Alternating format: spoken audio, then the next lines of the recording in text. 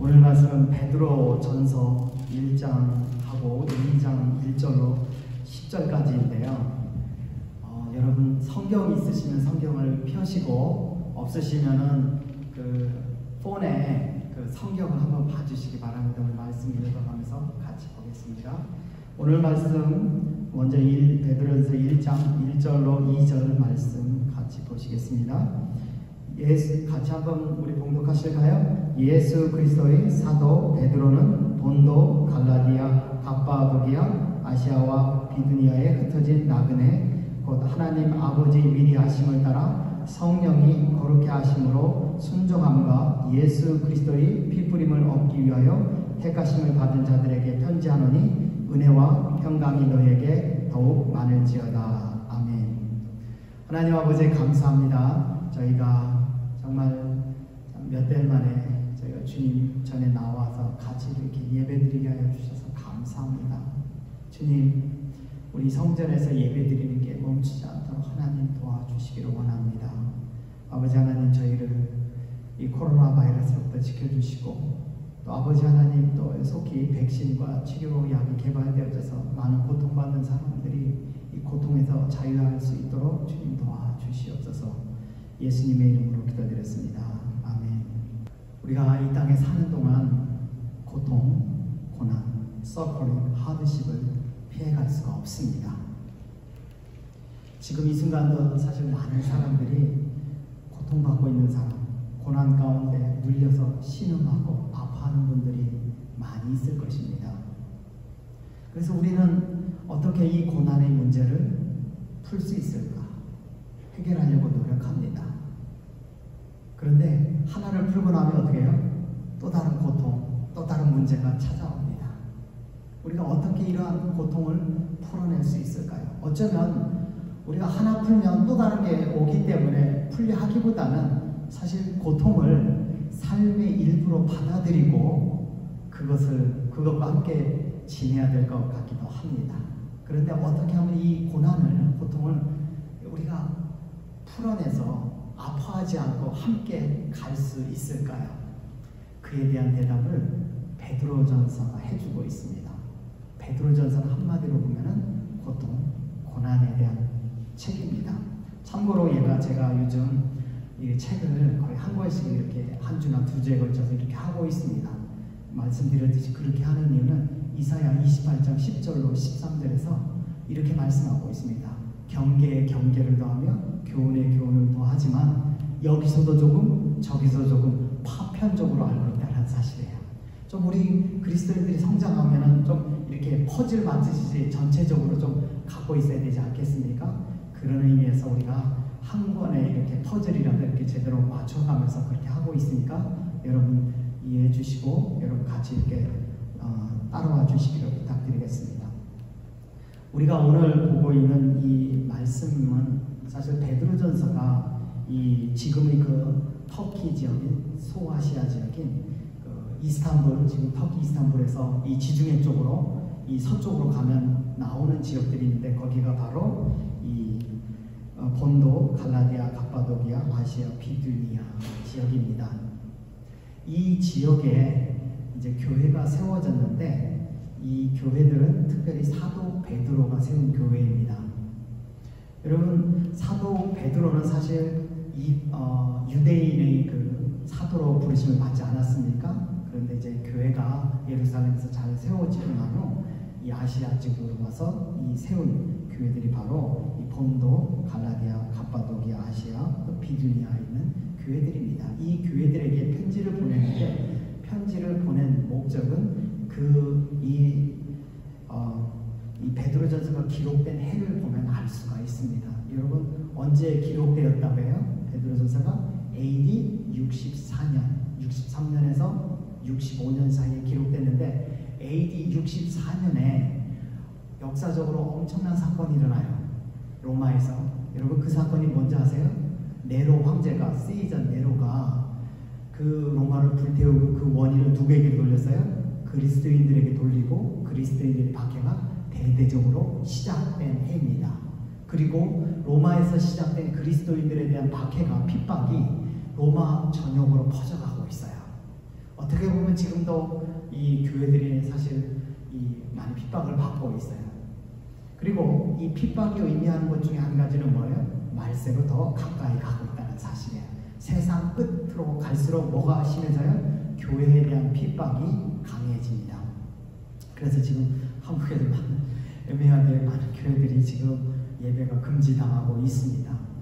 이게 참 어떻게 보면은 그것들이 이렇게 합리적인 것처럼 보이지만 어쩌면은 이 말세로 갈수록 이 교회에 대한 핍박이 심해진다고 하는데 그게 지금 나타나고 있는 것 같습니다. 여러분, 이 나그네 의식이란 뭘까요? 여러분, 나그네가 누구예요? 영어로 보면은 이 나그네를 갖다 소저너, 여행하는 사람이라고 이렇게 이야기를 합니다. 근데 이 나그네가 어떤 사람이에요? 이 땅에, 우리 그리스도인 나그네는 이 땅에 살고 있지만 이 땅에 속해 있지 않는 사람들이 나그네이지 않습니까? 그죠? 이 원리가 이 고난 가운데 적용되어야 된다는 사실이에요. 어떻게 적용될 수 있을까? 우리가 베드로전서에서 7가지를 설명하고 있는데요. 오늘은 그 중에 2가지를 살펴보겠습니다.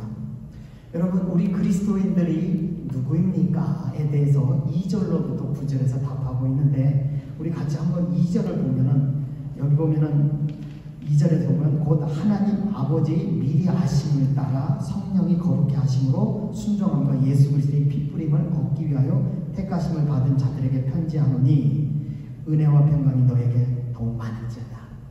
우리 그리스도인들은 한마디로 구원받은 자들입니다. 이 구원은 누구에 의해서 이루어진 거예요? 삼위일체의 하나님에 의해서 이루어진 것입니다. 먼저 하나님께서 미리 아셨다고 말씀하고 있습니다. 여러분, 미리 아셨다는 게 뭐예요? 하나님께서 우리가 누가 구원받을지 미리 아셨다. 누가 구원받을지 미리 아신 이유는 뭐예요? 하나님께서 선택하시고 계획하셨기 때문에. 그래서 하나님은 우리의 구원에 있어서 우리가 구원받도록 선택하셨고, 예수 그리스도는 뭐 하셨어요? 십자가에 못 박혀서 우리의 구원의 조건을 완성하셨어요. 우리 구원의 조건이 뭐예요? 우리 죄의 이 문제가 해결되는 거예요. 예수님께서 십자가에 못 박히셔서 우리 죄값을 대신 치르셨습니다.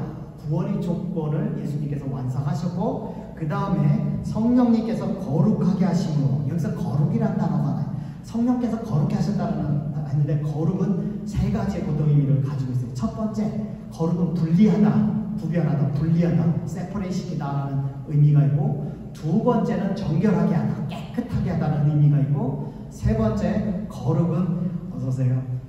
3번째 거룩은 이 하나님께 드려진, 이렇게 드림의 그런 의미가 있어요. 하나님께 바쳐진 건 뭐예요? 거룩한 거죠, 그죠? 그래서 하나님께서, 성령께서 거룩게 하셨다라는 것은 믿지 않는 사람들 가운데서 우리를 어떻게 해요? 분리시켜서 우리에게 뭐예요? 우리가 그 데살로니가전서에 봤듯이 그 복음을 뒤에서 보면 이렇게 복음 전하는 자들을 보내시고, 복음을 전할 때 그들의 그 복음 받는 자에게 무엇을 주세요? 성령의 기쁨을 주셔서 기쁨으로 복음을 받아들이게 하시는 거예요. 그죠? 성령께서 구원을 적용시키시는 거예요. 그래서 우리가 구원받은 것은, 우리는 누구냐? 구원받은 자인데 누구에 의해서 구원받느냐? 삼위일체 하나님의 역사에 의해서 구원받은 자들이라고 이렇게 말씀하고 있습니다. 그런데 여기서 또 한 가지 더 봐야 돼요. 여기서 보면은 얻기가 택하심을 받은 자들이라고 했어요. 택하심. 여러분, 선택받은 자들이라 이렇게 말씀하고 있습니다. 이 선택이 무엇을 의미하냐면, 누가 선택받았어요? 하나님께서 아브라함에게 대해서 나의 택한 종이라고 불렀어요. 그죠? 아브라함을 나의 택한 종이라고 불렀고, 또 누가요? 나의 택한 야곱, 이스라엘이라고 불렀죠. 그래서 이 택하다라는 것은 다른 말로 얘기하면 아브라함의 자손이고 이스라엘의 족속이다라는 의미를 가지고 있어요. 그래서 우리를 하나님께서 뭘로 만드셨냐면은 이스라엘 족속, 하나님께 택하신 이스라엘로 만드셨다. 이스라엘 누구예요? 하나님의 나라, 하나님의 백성이죠. 그죠? 우리가 하나님의 백성으로 만드셨습니다. 그런데 여기서 뭘 것이 있어요? 그 당시 베드로가 하는데, 이 아시아 교회들은 이방인들과 유대인들, 믿는 유대인들, 믿는 이방인들로 이렇게 함께 구성된 교회였어요. 이것이 의미하는 바는 뭐냐? 첫 번째, 혈통으로 전해져 내오던 그 하나님이 백성이었대. 더 이상 혈통이 되지 않고, 그 다음에 누가 하나님이 백성이 되는 게 믿는 자들이 하나님이 백성이 된 거예요. 그래서 우리는 누구냐면 하나님이 선택하신 새 이스라엘, 하나님이 새로운 백성입니다 라고 이렇게 첫 번째 설명해져 있고, 3절에서 가면 우리 주 예수 그리스도의 아버지 하나님을 찬송하리로다. 그의 많으신 긍휼대로 예수 그리스도로 죽은 자 가운데서 부활하게 하심으로 말미암아 우리를 거듭나게 하사. 우리를 거듭나게 하셨어요. 누구로 거듭나게 하셨어요? 하나님을 아버지로 모시고 믿는 자들을 형제로 맞는 하나님의 가족으로 어떻게 해요? 거듭나게 하셨습니다. 그죠?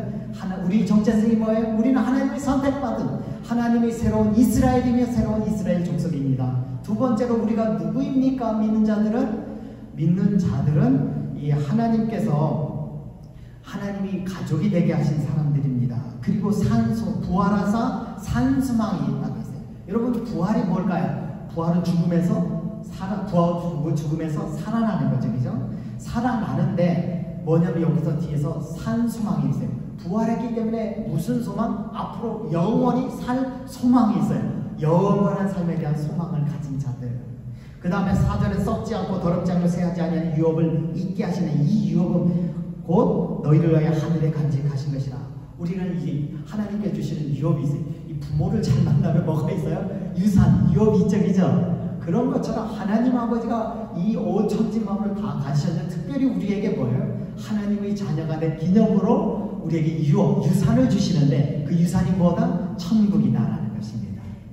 그리고 5절에서 너희는 말세에 나타나는 예비하신 구원을 얻기 위하여 믿음으로 말미암아 하나님의 능력으로 보호하심을 받았느니. 하나님께서 보호하시는 거예요. 그런데 여기서 보호하시면요, 여기 보면 이렇게 생각해서 내가 이 육체로부터 우리가 여기 보면 그 당시 로마에서 많은 사람들이 순교했잖아요. 근데 하나님께서 보호하신다고 하는데 왜 순교자들이 있습니까? 죽는 사람들이 있습니까? 이렇게 얘기할 적에 하나님이 보호하시는 것, 진정으로 보호하시는 것은 우리 영혼입니다. 우리 마음이에요. 우리 마음과 영혼을 어떻게 해요? 주님이 오실 때까지 보존시키십니다. 비록 우리가 육체적으로 고통을 당해도, 악이 때로는 우리 육체를 상하게 할지라도 무엇을 건드리지 못하여? 우리 영혼을 건드릴 수가 없어요. 우리 마음은 건드릴 수가 없어요. 우리 구원받은 그것은 건드릴 수가 없습니다. 그 다음에 6절에서 그러므로 너희가 이제 여러 가지 시험으로 말미암아 잠깐 근심하게 되지 않을 수 없으나 오히려 크게 기뻐하도다. 너희의 믿음의 확실함은 불로 연단하여도 없어질 금보다도 더비하여 예수 그리스도께서 나타나실 때에 칭찬과 영광과 존귀를 얻게 할 것이니라. 여러분, 그리고 하나님께서 우리에게 주시는 게 있어요. 뭐냐면 칭찬과 영광과 존귀를 주신다고 했어요. 그런데 우리가 전혀 좀 스트레인지 기프트, 전혀 낯선 선물, 기대하지 않은 선물이 오는데 뭐냐면은 이 칭찬과 영광과 존귀를 얻기 위해서 뭘 주신다고 했어요? 시련을 주신다. 시련. 근데 그 시련이 무엇이냐? 시련은 뭐예요? 불순물들을 다 태워 없애죠. 우리가 고난을 만나면은 뭐예요? 고난을 만나면 제일 중요한 것만 남아요. 그렇지 않겠습니까? 그죠? 우리가 고난을 통해서 우리 세상 정욕들을 하나님께서 깨끗이 어떻게 지워주세요. 우리 정욕을 하나님께서 이 고난을 통해서 우리 정욕들을 어떻게 불러삼아 주세요. 우리를 정금과 같이 퓨리파이, 순수하게 만들어 주셔서 칭찬과 영광과 존귀를 얻게 하신다라는 사실입니다. 그래서 우리가 누구냐? 우리는 나그네입니다. 근데 여러분, 나그네는 뭐예요? 이 세상에 있지만 이 세상에 속하지 않는 사람들, 이 세상 사람들과는 다른 사람들. 뭐가 다르냐? 정체성이 다르다. 그런데 여러분, 아이덴티티, 정체성, who we are, 이게 who I am, who we are, 이거에 대한 정체성이 중요한 이유가 뭐겠어요? 여러분, 이 정체성은 세 가지 면에서 참 중요한 역할을 해요. 내가 누구냐에 대한 대답이 세 가지를 결정하는데, 첫 번째는 뭐냐면 우리가 뭔가를 결정할 때 내가 누군가가 중요한 거예요. 두 번째는 행동할 때도 마찬가지고, 세 번째는 연결할 때요. 여러분, 이 정체성이 있어야지 이게 연결이 돼요. 여러분, 우리 한국 사람들끼리, 죄송합니다. 여기 저희 아이들은 미국 사람 같아요. 그 미국 사람들은 미국 사람들끼리, 이렇게 서로 통하는 게 있잖아요, 그죠? 그래서 우리 애들도 보면은 가면 이제 이 아들이 이제 그 학교 가서 이제 한국교회 다니고 있어요. 한국교회 다니고 있는데 그 목사님이 이제 인터내셔널 교회인데 하지만 한국 목사님 한국 분이고 그래요. 그래서 제가 이상하게 이제 가면은 한국교회 갈까 미국교회 갈까 그 생각을 했는데 한국교회를 찾아서 가더라고요. 그래서 이게 뭐냐면 이게 서로 정체성이 같을 때 서로 뭐가 돼요? 연결이 돼요, 그죠? 또 걔는 걔끼리 또 어떻게 서로 연결이 돼요, 그죠? 그런 것처럼 이 정체성이 같아야지 연결이 되는데 이 세상 사람들하고는 뭐가 같지 않은 게 정체성이 같지 않으니까 연결이 되겠어요? 안 되겠어요? 연결이 잘 안 돼요, 그죠? 연결이 잘 안 돼요. 그 여러분 다르다라는 게 그때 이 다르다라는 것이 여러분 만약에 누군가 우리 주위에 우리가 모르는 사람들 나와는 다른 사람들이 왔을 적에 첫 번째 느끼는 감정이 뭐예요? 모른다. 모르기 때문에 내가 어떻게 컨트롤할 수가 없다. 뭔가 위험한지 좋은지를 알 수가 없다. 그렇기 때문에 뭐예요? 위협을 느껴요. 그 다음엔 어떻게 해요? 위협을 느끼니까 위협을 느끼고 도망가든지 싸우든지 둘 중에 하나죠, 그죠? 그렇기 때문에 그 당시에 있었던 그 로마에 있는 사람들도 그리스도인들을 보니까 자기네들과 행동하는 중요하게 여기는 가치, 행동하는 방식이 다 틀린 거예요. 틀리다 보니까 그들도 어떻게 위협으로 느꼈다는 사실이에요. 그래서 우리 그리스도인들이 잘못해서가 아니라 첫 번째 그 사람들은 우리 그리스도인들이 누군지 몰라요. 그런데 이 하나님 말씀대로 살고 그들이 방식대로 살다 보니까 뭐예요? 그들의 방식이 뭐예요? 문제점이 많은 것을 보여주는 거예요. 그러니까 그리스도인들을 뭘로 바뀌어요? 위협으로 다가오고. 예를 들면은 그리스도인들은 뭐예요? 종이 있어요, 없어요? 그리스도인들은 모두가 형제 자매예요, 그죠? 그렇다는데 종을 가지고 있던 사람들은 어떻게 생각하겠어요? 위협으로 느낄 수밖에 없었죠. 그렇기 때문에 우리 나그네는 이 세상에 살지만 이 세상에 속하지 않는 다른 존재입니다. 이것 때문에 외매하게 우리가 핍박을 당한다는 사실이에요. 아마 그리스도의 이름 때문에 핍박당하는 사람들도 있을 것입니다. 그 다음에 우리가 계속해서 한번 보겠습니다. 그 다음에 예수를 너희가 보지 못하였으나 사랑하는도다. 이제도 보지 못 8절입니다. 예수를 너희가 보지 못하였으나 사랑하는도다. 이제도 보지 못하나 믿고 말할 수 없는 영광스러운 즐거움으로 기뻐하니 믿음의 결국 곧 영혼의 구원 받음이라. 어떤 분들이 이렇게 질문할 수가 있어요. 성경 말씀은 좋은데 정말로 내가 믿고 있는 예수님이 진짜인지 아닌지 이거 어떻게 알 수 있나요? 어떻게 확신할 수 있습니까? 라고 질문하는 분들이 있을 거예요. 이 질문에 대해서 이렇게 대답합니다. 여러분 우리가 데살로니가전서도 봤을 적에 복음을 듣고 주님께로 돌이킨 사람들, 믿은 사람들, 회심한 사람들에게는 나타나는 세 가지 증거가 있어요. 그것이 뭐예요? 믿음의 역사, 사랑의 수고, 소망의 인내. 믿음과 소망과 인내가 어떻게 해요? 사랑과 인내가 나타납니다. 마찬가지로 골로새에서도 마찬가지였죠. 골로새 성도도 에바브로에서 예수님을 믿고 나서 믿음과 또 사랑과 인내, 소망의 인내가 나타나고 있어요. 여기서도 마찬가지예요. 여기서도 마찬가지. 우리가 구원받은 증거는 뭐냐면 믿음의 역사와 사랑의 수고와 소망의 인내가 나타나는 것을 통해서 우리가 뭐예요? 그것이 회심, 구원의 증거로 보여주고 있습니다. 그런데 우리가 받은 그 복음이 어떤 복음이냐? 10절에서 이렇게 말씀하고 있습니다. 이 구원에 대하여 너희에게 임할 은혜를 예언하던 선지자들이 연구하고 부지런히 살펴서 이 복음은 하루아침에 뚝 떨어진 것이 아니라 선지자들이 어떻게 하겠어요? 연구하고 부지런히 살펴서 자기 속에 계신 성령이 뭐예요? 그리스도의 영이 성령께서 예수 그리스도께서 받으실 고난 십자가의 죽으심과 또 후에 받으실 영광 부활하시고 승천하신 것을 미리 증언하고 예수님의 부활은 죽으심과 부활은 구약에서 예언이 됐다고 했어요? 안 됐다고 했어요? 이미 예언이 된 거예요. 그래서 사도 바울은 데살로니가 성도들에게 복음을 전할 때 구약을 풀어가지고 복음을 전하였을 적에 유대인들이 믿었고 많은 헬라 기구인들도 예수님을 믿었다고 했어요. 그래서 우리 복음은 하루아침에 뚝 떨어진 것이 아니라 이미 오래전에 구약서부터 전해 내려온 선지자들이 연구하고 살펴가서 이미 예언하였고 12절에 이 섬긴 바가 이렇게 연구하고 조사한 것은 자기를 위한 것이 아니요 너희를 위한 것이니 계시로 알게 되었으니 그래서 이것이 이제 그때 연구한 것은 누구를 위한 것이 현재 믿고 있는 우리들을 위한 것이다 라고 이렇게 말씀하고 있으면서 이것은 이 복음은 하늘로부터 보내신 성령을 힘입어 복음을 전하는 자들로 그러니까 우리가 예수님 믿고 구원받기 위해서 그렇게 예언하셨고 선지자를 통해서 예언하셨고 성령께서 그 다음에 복음 전하는 자들을 보내셔서 전하게 하시고 이제 너희로 알린 것이요 우리에게 알게 하시고 그래서 우리로 구원받게 하셨다는 것입니다. 그래서 우리가 첫 번째로 우리가 고난에 대해서 어떻게 풀어갈 것인가 나그네 의식으로 풀어가야 된다. 여러분 제가 이런 말씀 드렸어요. 그리스도인들은 예수님을 믿고 나서 로드십이 있습니다. 예수님은 나의 주님이십니다. 예수님은 나의 왕이십니다. 이것이 왜 중요하다고 그랬어요? 이것을 인정할 때 우리 마음속에 뭐가 이루어져요? 천국이 이루어지는 거예요.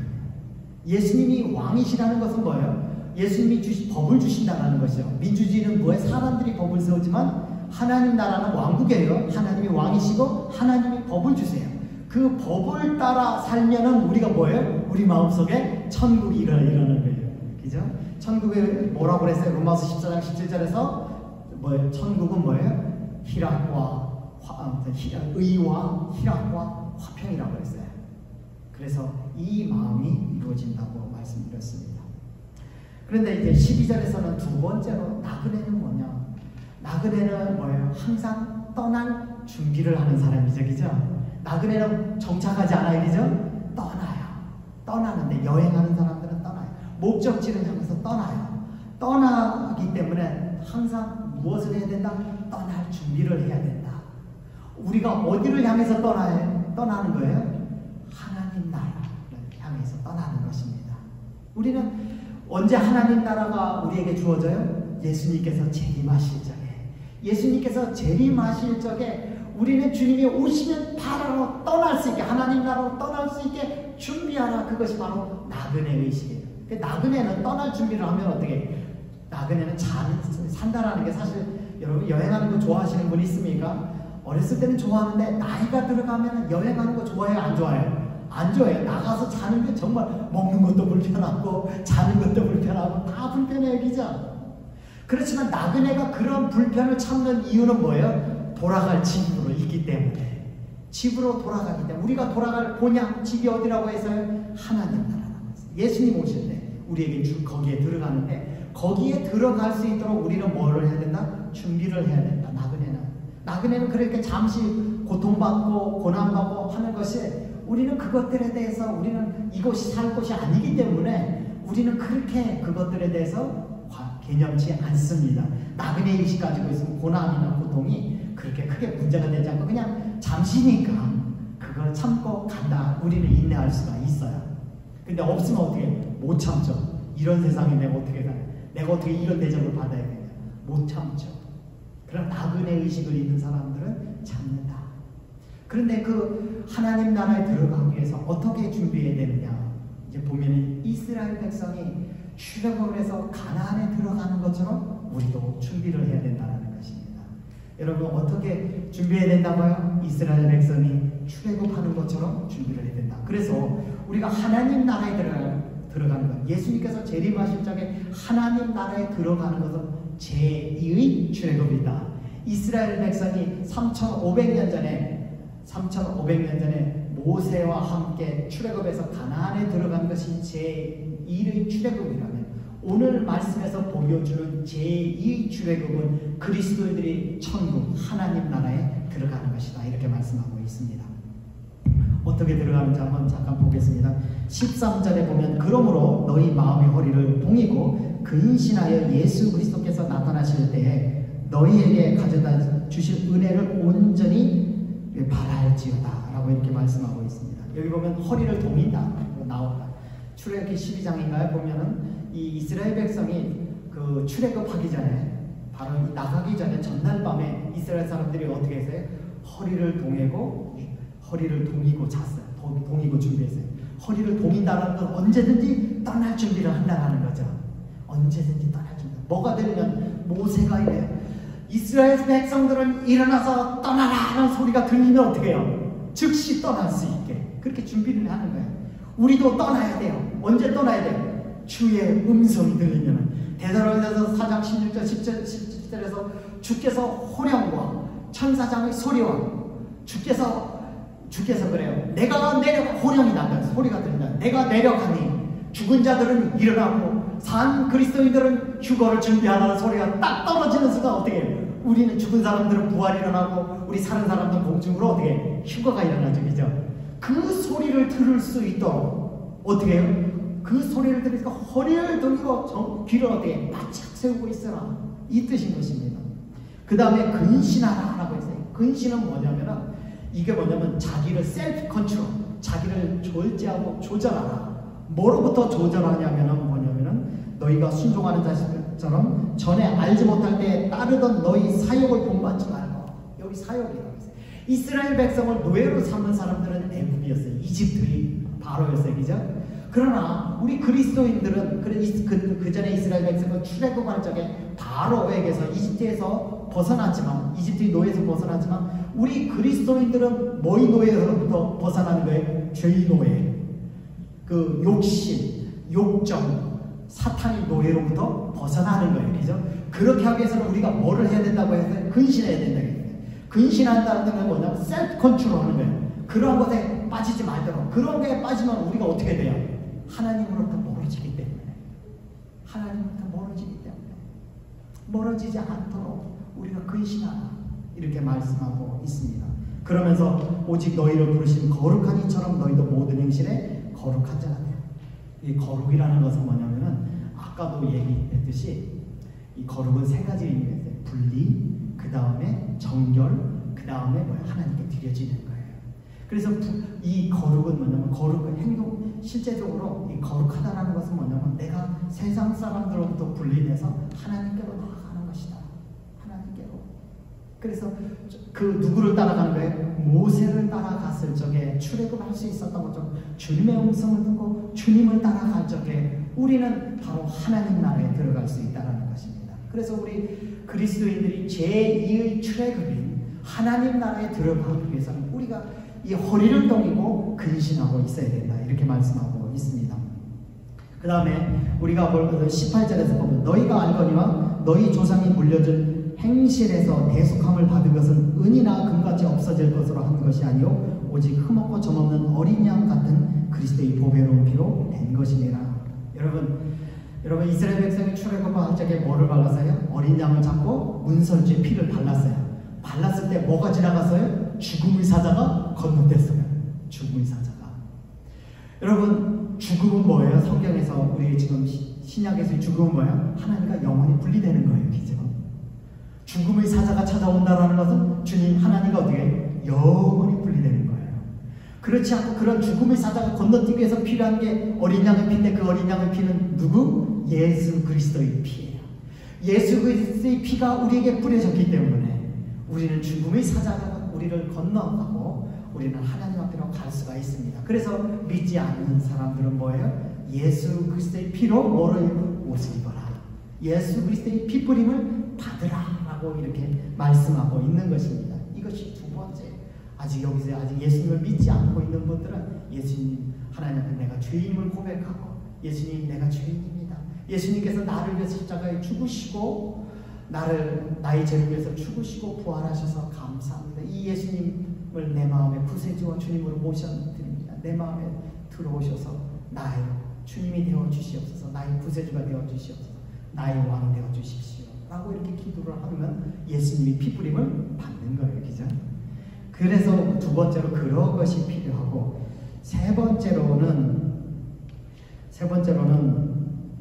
우리가 여기 23절 그 다음에 20절 우리 한번 볼까요? 그는 창세전부터 미리 알리신 바 되신 이나 말세에 너희를 위하여 나타내신 바 되었으니 너희는 그를 죽은 자 가운데서 살리시고 영광을 주신 하나님을 그리스도로 말미암아 믿는 자니 너희 믿음과 소망이 하나님께 있게 하셨느니라. 이 말씀이 그 말씀인 것입니다. 그 다음에 우리가 볼 말씀 23절 보겠습니다. 너희가 거듭난 것은 썩어질 씨로 된 것이 아니요 썩지 않을 씨로 된 것이니 살아있고 항상 있는 하나님의 말씀으로 되었느니라. 그러므로 모든 육체는 풀과 같고 그 모든 영광은 풀의 꽃과 같으니 풀은 마르고 꽃은 떨어지되 오직 주의 말씀은 세세토록 있도다 하였으니 너희에게 전한 이 복음이 곧 이 말씀이니라. 여기서 하나님 말씀은 무엇을 가리키냐면 언약을 상징해요. 이스라엘 백성이 광야에 들어가서 출애굽한 후에 모세가 시내산에 올라가서 무엇을 받아요? 십계명을 받죠, 그죠? 십계명이 뭐예요? 언약이잖아요, 그죠? 율법이고 언약이잖아요, 그죠? 그 받는 순간 뭐예요? 언약이 되는 거예요. 근데 그 언약이 무엇을 의미해요? 이 말씀을 지키면 너는 내 백성이 되고 나는 내 하나님이 되리라. 이 말씀이잖아요. 언약인 거예요. 계약이에요. 그런데 우리가 구약에 오면서 하나님께서 그 새 언약을 주셨어요. 그 새 언약이 뭐예요? 복음이잖아요. 복음은 뭐예요? 예수님을 믿으면 영원히 하나님의 자녀가 됩니다. 그 뜻인 거예요. 그런데 그 언약은 주님과 예수 그리스도와 맺은 언약은 뭐예요? 이게 세세토록 있는 영원한 언약이라고 이렇게 말씀하고 있습니다. 그래서 예수 그리스도를 믿는다는 것은 예수 그리스도의 피부림을 받는다는 것이며 하나님과 영원한 언약을 맺는다는 것입니다. 우리 그리스도인들이 그렇다는 것이죠. 그 다음에 우리 2장으로 봐서는 우리가 또 무엇을 해야 되는지 이제 두 가지를 더 보여주고 있는데 우리가 그 4절 말씀 보겠습니다. 2장 4절에 보면 사람에게는 버림바가 되었으나 하나님께는 택하심을 입은 보배로운 산돌이신 예수께 나아가 너희도 산돌같이 신령한 집으로 세워지고 여기 보면 신령한 집이 뭐를 의미하는 거예요? 하나님의 교회를 말하는 거예요. 우리 지금 있는 이 교회를 말하는 거예요. 이 교회의 뭐가 되라? 이 교회를 세우는 산돌이 되라 이렇게 말씀하고 있습니다. 여러분 교회는 우리가 건물로 세워지는 게 아니에요. 교회는 뭐로 세워지는 거예요? 우리 사람들로 세워지는 거예요. 믿는 사람들이 마음속이 바로 그리스도의 하나님의 나라입니다. 그런데 여러분 그래서 이스라엘 사람들을 뭐라고 부르냐면 여러분 뭐예요? 예수님에 대해서 예수님은 뭐예요? 건축자들에 의해서 버려진 돌이라고 이렇게 표현하고 있어요. 그죠? 건축자는 누구예요? 이스라엘 사람들을 말해요. 이스라엘 사람들은 건축자예요. 그런데 그 건축자들에게 하나님께서 뭐를 주셨냐면 키스톤, 종석이라는 것을 주셨어요. 키스톤은 뭐냐면 이 아치형으로 이렇게 입구가 이렇게 세워지잖아요. 그럼 가운데 중인데 이게 무너지면 뭐예요? 모든 게 와르르 무너지는 거예요. 하나님께서 키스톤인 예수 그리스도를 주셔서 하나님의 집을 세우도록 하셨는데 건축자들 이스라엘 사람들이 어떻게 했어요? 버렸다고 했어요. 그죠? 버리니까 이스라엘이 어떻게 와르르 무너졌죠? 이스라엘이 그 예수님을 십자가에 못 박고 나서 AD 70년에 로마에게 완전히 멸망해서 산산이 흩어졌고 두 번째로 더 중요한 건 그들이 더 이상 하나님의 백성이 아니라 하나님 나라에서 쫓겨난 외인이 되었다는 사실이에요.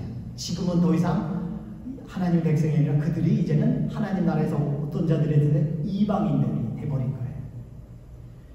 그래서 이제 그 책임이 누구에게 온 거예요? 우리에게 온 거예요. 우리에게. 우리가 뭐예요? 우리는 건축자들이에요. 그런데 그 건축의 재료는 뭐예요? 우리 자신이다.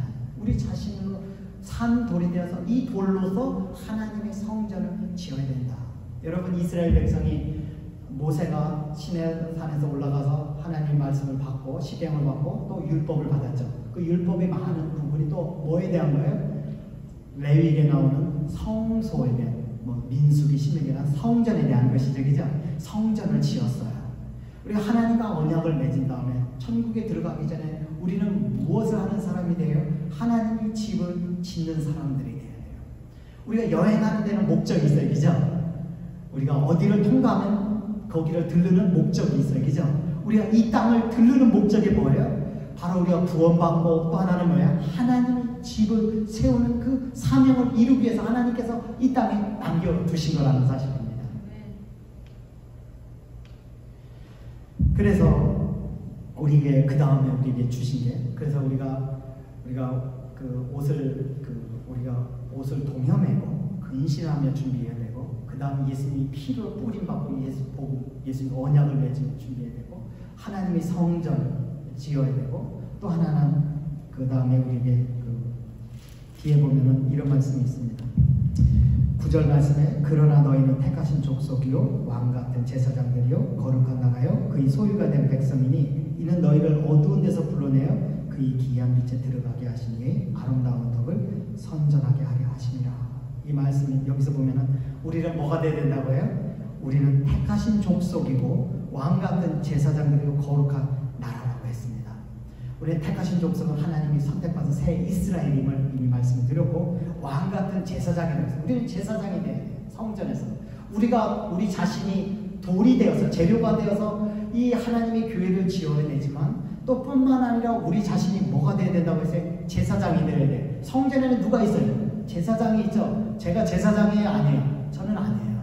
저도 제사장이지만 여러분 모두도 제사장인 거예요. 그래요? 안 그래요? 우리 믿는 모든 사람들은 많이는 다 각 사람 다 하나님 앞에서 제사장이에요. 근데 제사장이 하는 일이 있어요. 여러분 제사장은 하나님과 사람 사이에 중보가 되는 거예요. 그렇습니까? 안 그렇습니까? 다리 역할을 하는 거예요. 그러니까 우리가 이 다리 역할을 한다는 것은 사람들에게 나가서 다리 역할을 해야 돼요. 하나님과 사람 사이에. 그것이 뭐라고 부르고 있어요? 기이한 빛에 들어가게 하시니 아름다운 덕을 선포하는 것이다. 하나님을 어떻게 하나님을 선포하는 거예요. 선포하는 것을 통해서. 그런데 여기서 중요한 단어가 있어요. 왕 같은 제사장들이라고 했습니다. 왕이라는 것은 뭐냐면 마태복음 왕은 뭐예요? 열쇠를 가진 자죠. 왕이 열면은 열어지는 거고 왕이 닫으면 닫히는 거예요. 그죠? 왕은 열쇠를 가진 거예요. 근데 우리에게도 열쇠가 주어졌어요. 언제 주었어요? 마태복음 16장 16절에 18절에서 사도 베드로가 예수님께 너희는 나를 누구라 생각하느냐 물으셨을 때 베드로가 어떻게 말씀해요? 주는 그리스도시요 살아계신 하나님의 아들이십니다 라고 고백했어요. 그러자 바요나 시몬아 내게 보게 있던 내가 보게 있던 이를 알게 하시는 하나님이시라고 말씀하시죠. 그죠? 그것을 깨닫게 하시는 하나님이신데 그러면서 뭐라고 해요? 내가 천국 열쇠를 내게 준다고 이렇게 말씀하고 있잖아요. 우리에게 천국 열쇠가 있어요. 우리가 뭐예요? 복음을 전하는 것이 바로 천국을 여는 것이고 복음을 전하지 않으면 뭐예요? 천국을 닫는 거예요. 그렇습니까? 안 그렇습니까? 그래서 우리는 왕 같은 제사장, 왕은 천국 열쇠를 가진 사람들, 복음을 가진 사람들, 구원의 진리를 가진 사람들, 구원의 열쇠를 가진 사람들을 의미하는 것이고 제사장은 뭐예요? 사람들과 하나님 사이 중보자가 되어야 되는 사람들이라는 것입니다. 여러분, 우리 나그네는요, 이 땅에 있지만 이 땅에 속해 있지 않습니다. 그래서 사람들하고 달라요. 다른 정체성을 가지고 있어요. 그래서 핍박이 어떻게 당연하게 받아들이면 됩니다. 여러분, 우리가 미국에 살면서 우리가 때로는 이렇게 이제 다 좋은 사람들이 대부분 많이 있는데 가끔 어떤 사람들 보면 우리에게 욕하고 우리를 차별하는 그런 사람들도 있어요. 그때 우리 반응은 뭐예요? 우리는 이민자니까 여기 학생이니까 그냥 자연스럽게 받아들이죠. 그런 줄 알고 그렇게 받아들여요. 그게 바로 나그네의식이에요. 두 번째로 나그네는 뭐냐면 잠시 머물기 때문에 여기에 모든 것이 갖춰지지 있지 않아요. 불편해요. 자는 것도 불편하고 먹는 것도 불편하고 다 불편해요. 여러분 코로나 바이러스 걸리니까 어디 밖에 가서 식당에 다 문을 닫으니까 먹는 것만큼 불편한 게 없더라고요. 이게 불편해요. 그렇지만 어떻게 해요? 괜찮아. 왜 나는 어떻게 해요? 여기 잠시 있기 때문에 고난과 고통들은 이것은 영원한 것이 아니다. 그 후에 천국에서 하나님께서 주실 것을 생각하는 것과 비교할 때 이것은 아무것도 아니다. 우리에게 중요한 것은 우리가 지금 거쳐가는 이곳에서 이루어야 사명 목적이 있는데 그것을 이루면 되는 것이다 라고 우리 자연스럽게 받아들이지 않겠습니까?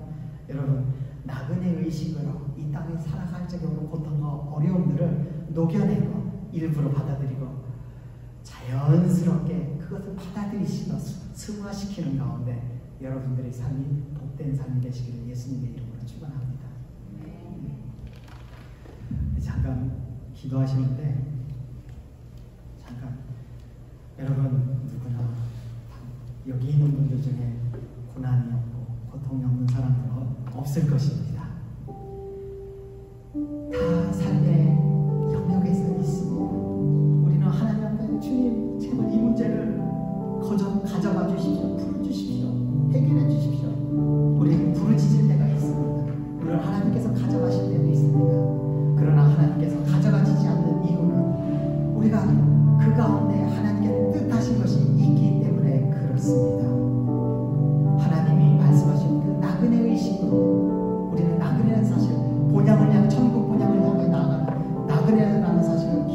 가운데 여러분들 이것을 극복하시고